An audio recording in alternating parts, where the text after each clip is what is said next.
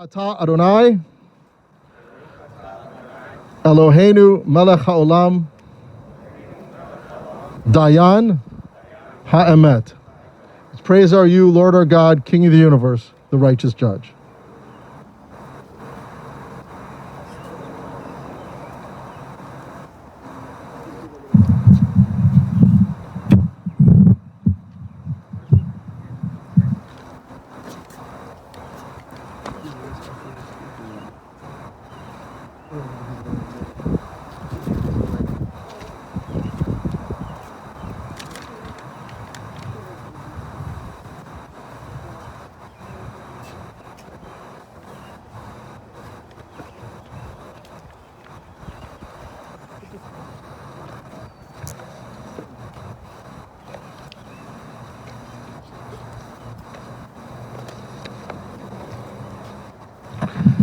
In difficult times like these,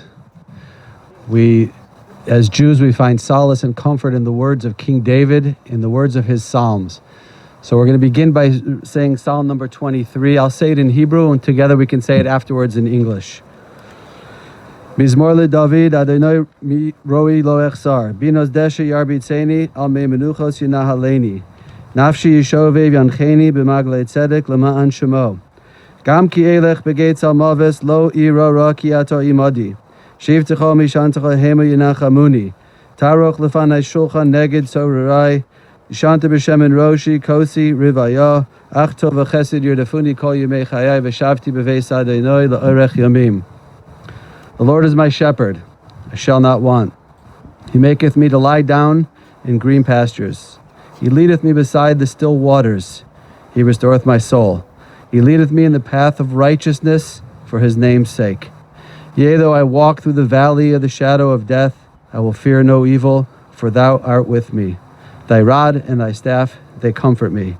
Thou preparest a table before me in the presence of mine enemies. Thou anointest my head with oil, my cup runneth over. Surely goodness and mercy shall follow me all the days of my life, and I dwell in the house of the Lord forever. When the patriarch Abraham buried his beloved wife Sarah, he composed the words that we say on Friday night as Jewish families gather together for Shabbat. We sing the words of Eshet Chayil, and it's very appropriate in general, and I think really particularly and specifically in this case, to recite just a few of the verses from this poem. Eshet Chayil mi yimtza v'racha mipninim michra. A gallant woman who can find, far beyond pearls is her worth. Batach ba b'lev baila v'shala lo yechsar. Her husband's heartfelt trust is in her, and she shall lack for nothing. Gimalasu tov v'lora kol yemei chayecha. She bestows good upon him and never harm all the days of her life. Oz v'hadar levusha v'tischak liyom acharon. Strength and splendor are her raiment. She cheerfully awaits the last day. Piha pascha b'chochma v'soras chesed al lashona, Sophia halichos besa v'lechem atzlus lo sochel, kamu v'aneha v'yashura ba'ala v'yahalala. Her mouth is open with wisdom, and the teachings of kindness is on her tongue. She oversees the ways of her household and partakes not in the bread of laziness. Her children arise and praise her husband, and he lauds her. Rabos bonus asuchayil v'at olis al kulana. Many daughters have accomplished well, but you surpassed them all. Sheker achein vehevel ayofi, isha yiras Adonai hisis halal. Grace is false, beauty is vain. A woman in awe of God, she should be praised. Tunula mipri yadecha, vayihalalu b'shar ma'asecha. Give her the fruits of her own hand, and let her deeds praise her in the gathering places. We're here today, the family and loved ones, dear friends and loved ones of Shari Viner. I have no doubt that were this under more normal circumstances, there would be many, many, many people here that would come for this experience.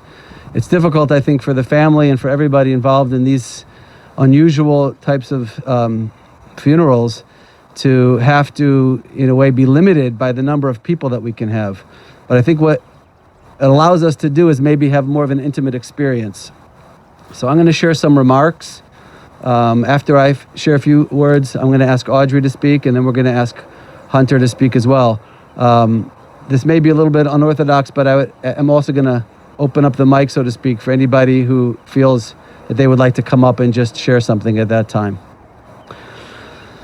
So Shari's name was Sarah Rebecca. And I think that's very important to keep in mind, because one of the things that we're going to talk about is the incredible strength that Shari had. Now, these names, Sarah and Rebecca, of course, these names are familiar to us. These are the matriarchs of the Jewish people, the founders of our people and our nation, Sarah and Rebecca. And it's a known custom that on Friday night, when we gather together with our children at the Shabbat table, we bless our children. We give them a blessing and a blessing of peace. And we start off for our daughters by saying that God should make you like Sarah and Rebecca, Sarah, Rivka, Rachel and Leah, Rachel and Leah. And it once dawned on me that it seems like as I was blessing my daughter, I said, that's kind of a strange blessing to give a child, because Sarah and Rebecca had very, very difficult lives. In fact, all the matriarchs had difficult lives. Lives of challenge, lives filled with tests and challenges and difficulties. And I don't need to go through the entire list, but let's just put, almost watching your son be sacrificed by your husband has got to be pretty high up on that list of difficult things to go through in life. But it wasn't just that. There were many, many tests that they went through. And they had hard lives. So as I'm blessing my daughter and wishing her that she should be blessed like Sarah and Rebecca, I was thinking to myself, why do we give this blessing? And then I realized that in truth, the purpose of life is not to be comfortable, even though, of course, we want our children to be comfortable. And even going a little further, the purpose of life is not to be happy, even though, of course, we want our children to be happy. But the purpose of life, why human beings are put down into this earth, is to grow and to become. We talk about ourselves as being human beings, and I like to use a different phrase. We're not human beings, we're human becomings. We're on this earth to grow, to become better people. And the way we do that, and the way we grow, and the way God allows us to reach our potential, which we all have so much of, is through challenges and tests and trials in our lives.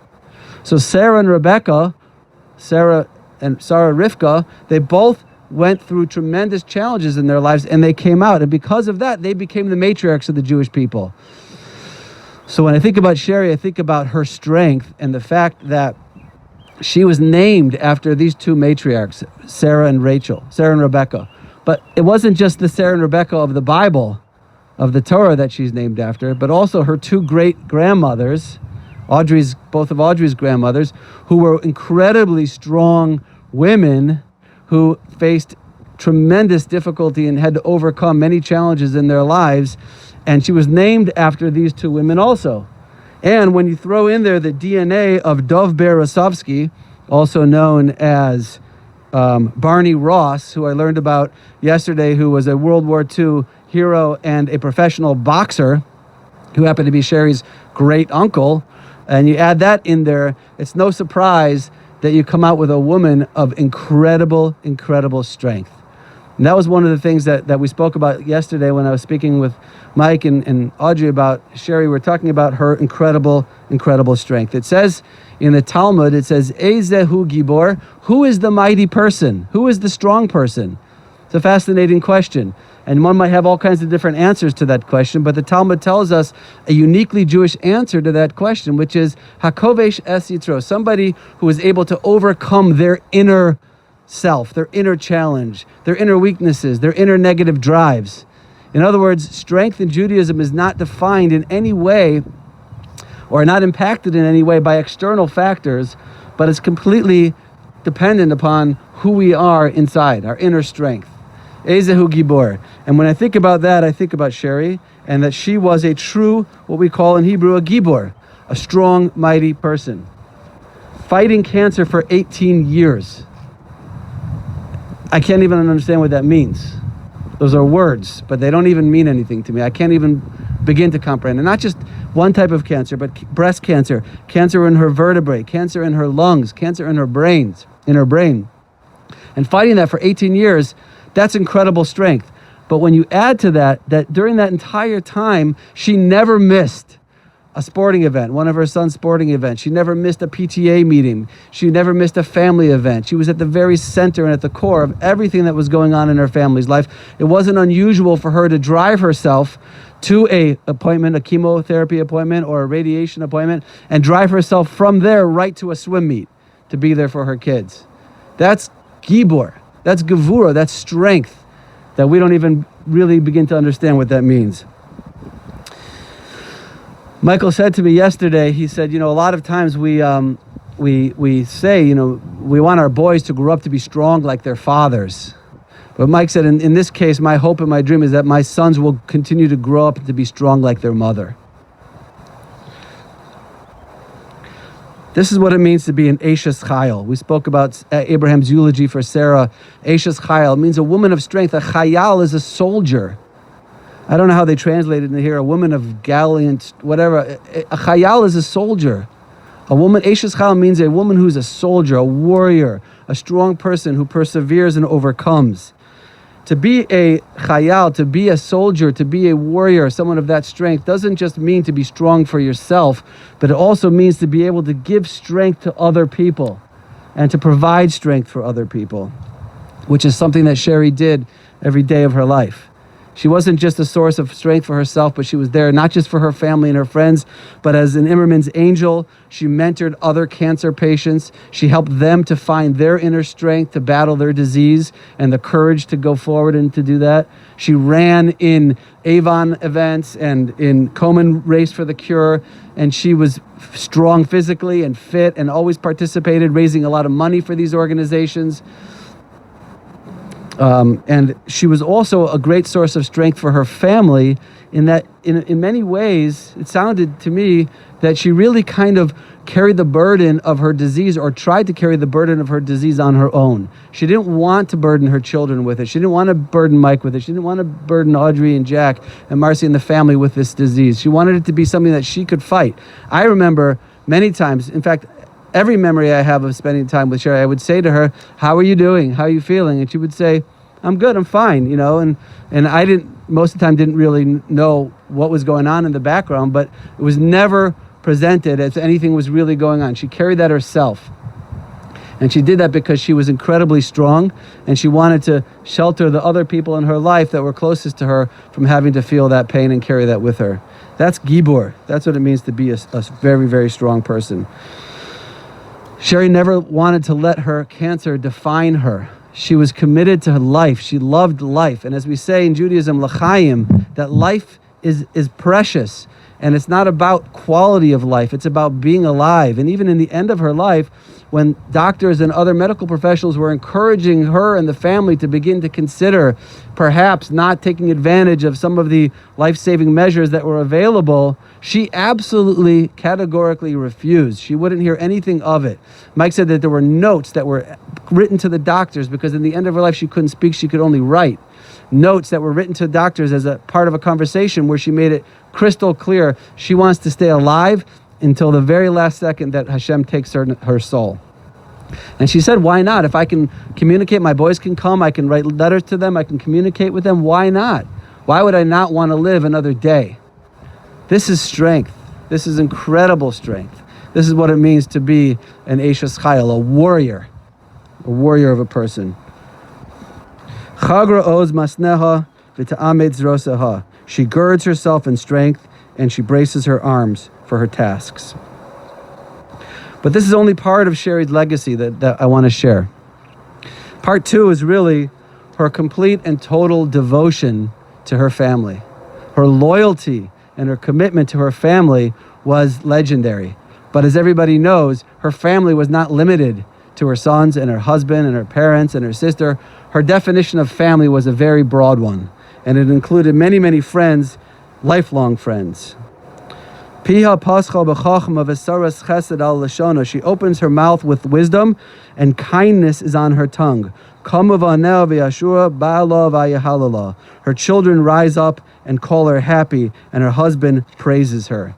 She was at the very center, at the axis of every element of family. Her family, Mike's family, the whole family. As Mike said, she was the real Jewish mama of her generation. And of course, her love for her boys and her commitment to her family was incredible.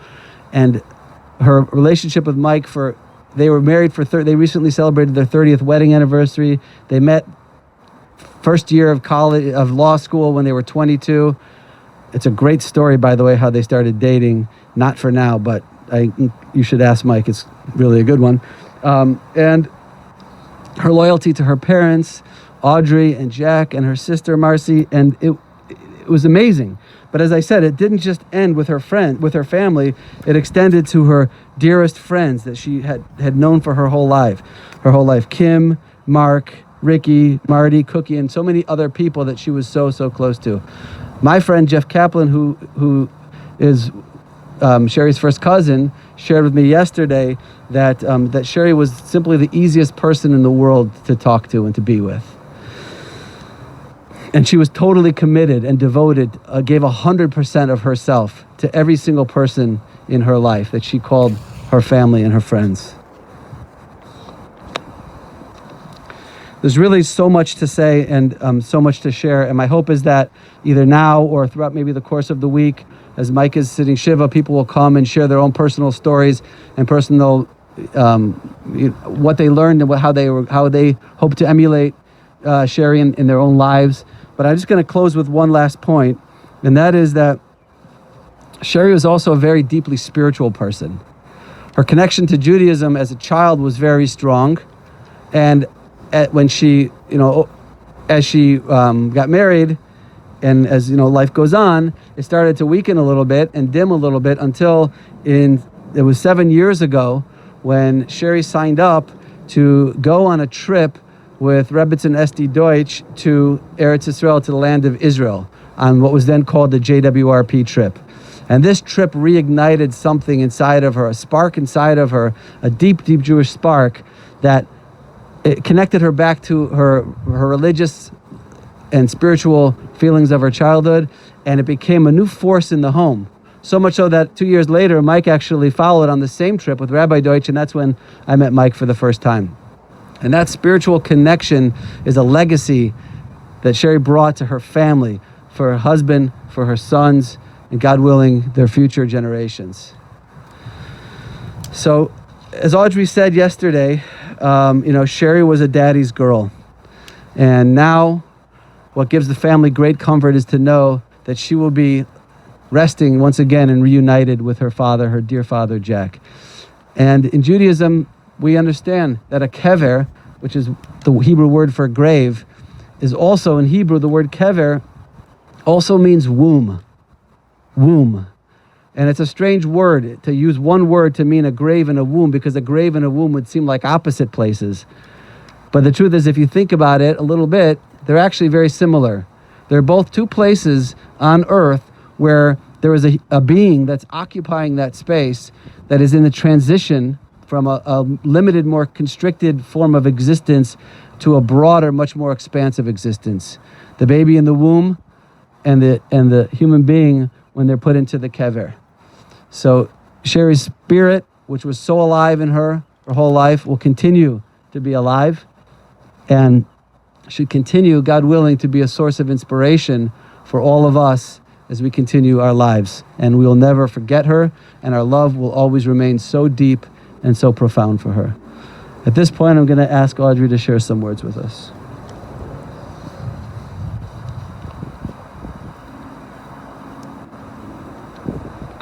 On this past February 3rd, just 3 weeks after her father died, Shari posted the following poem written by Mary Elizabeth Fry on Facebook. And it is most appropriate that I read it to you today. Do not stand at my grave and weep. I am not there. I do not sleep.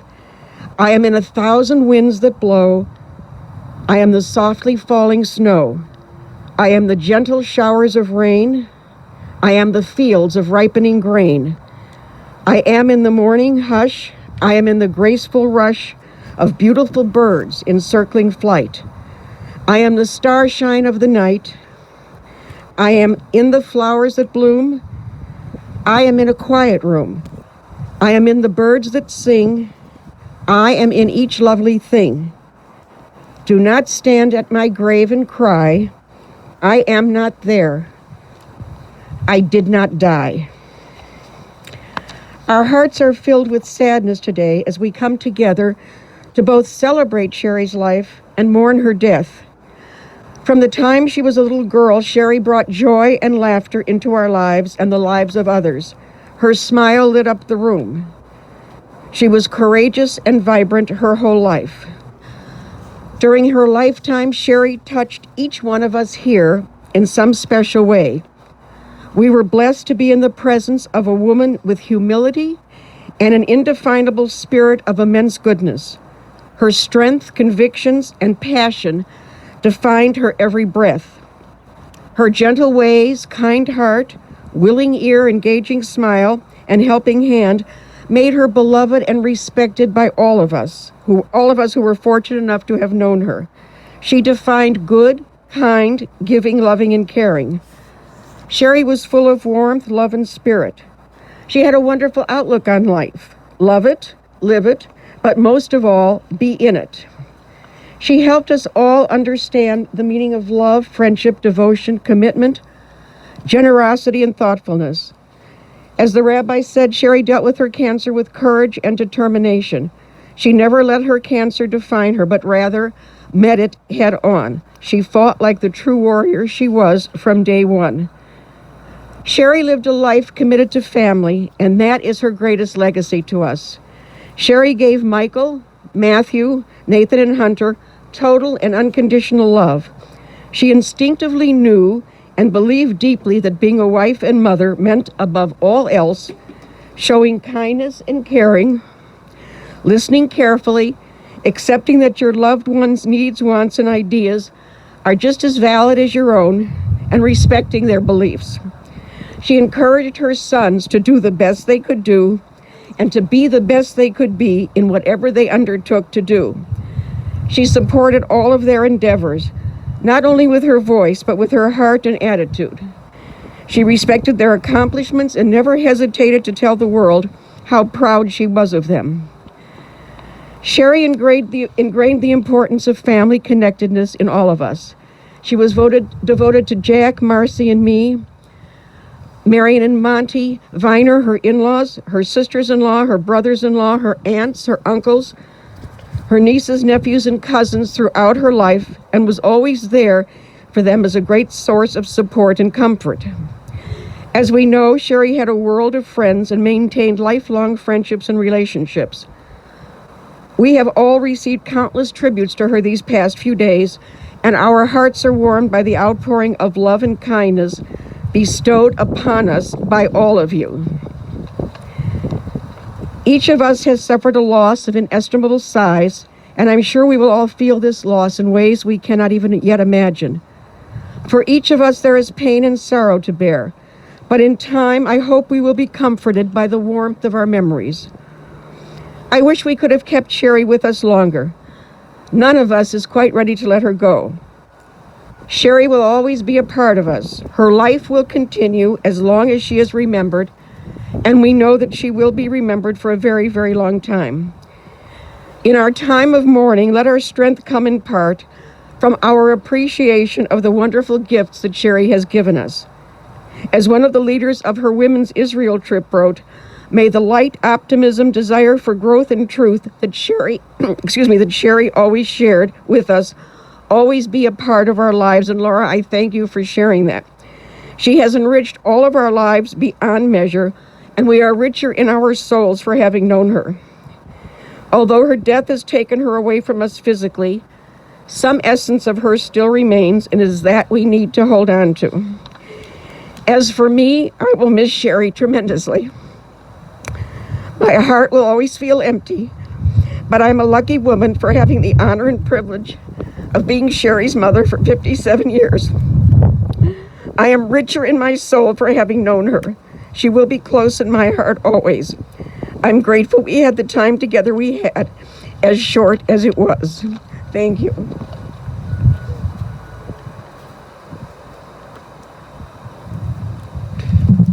I'd like to ask Shari's son Hunter to come up and share a few words on behalf of the sons.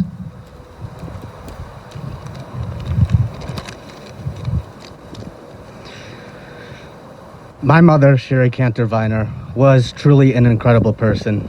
She was caring, hardworking, and was always there for those she loved. She was a loving mother, a loving wife, a loving friend. My mom was one of the strongest people I knew. She made it to every sporting event, made dinner every night, and held a full-time job throughout all of this. She would drop everything if one of us was in need.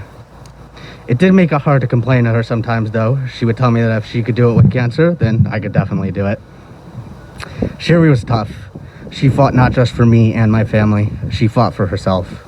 She defied all sorts of expectations. She never let cancer stop her from living her life to the fullest. And in many ways, I feel that she did beat cancer. My mom never stopped living. She was always going to be with me, and I'm so fortunate to have her as my mother. As Maury Schwartz said, death ends a life, not a relationship. I love you, Mom. I miss you. And thank you so much for everything.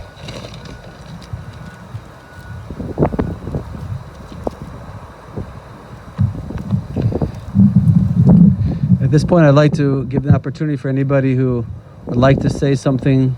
This would be a chance to do it. Otherwise, we'll continue with the Psalms. Today happens to be the beginning of the month. It's Rosh Chodesh today. So because of that, there are a few things that we do a little bit differently, including there's a certain memorial prayer that instead of saying that prayer, we say another chapter of Psalms instead. So I'm going to say that chapter of Psalms. It's Psalm 121. I'll say it in Hebrew and I'll say it in English afterwards.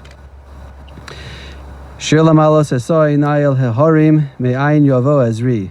Ezri me'im Adonai yosei shomayim va'aretz. Al yitain lamot raglecha, al yanum shomrecha, hine lo yanum v'lo yishan shomer Yisrael. Adonai shomerecha, Adonai tzilucha, al yad yaminecha.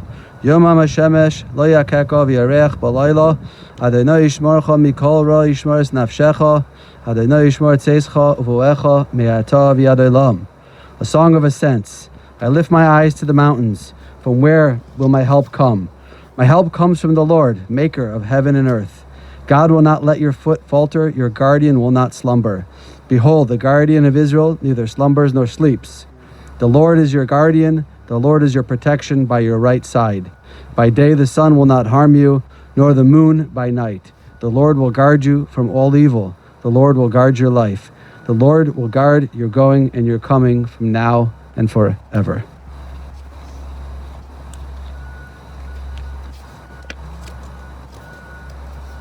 Ladies and gentlemen, at this time, we're going to invite the gentleman from the cemetery to escort Shari's casket to her grave, and the rabbi will lead the immediate family.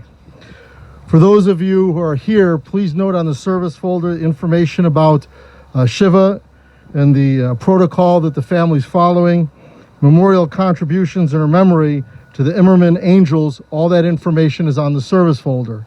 For the over 100 people that are live streaming the service, all the information about Shiva and donations you'll find on the website of Chicago Jewish Funerals. Lastly, for those of you who wish to give a video tribute, you could do that, as the rabbi mentioned, to share stories about Shari. It's a beautiful testimony, and the family will get all those. So at this time, we're going to just have the immediate family go to the grave, and then we're going to lower her casket. We'll do Kaddish there. And then for those of you that are here, just in groups of small groups, so there's no more than 10 people, you can place earth into her grave.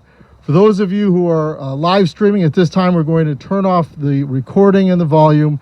On behalf of the family, we thank you for participating in the service.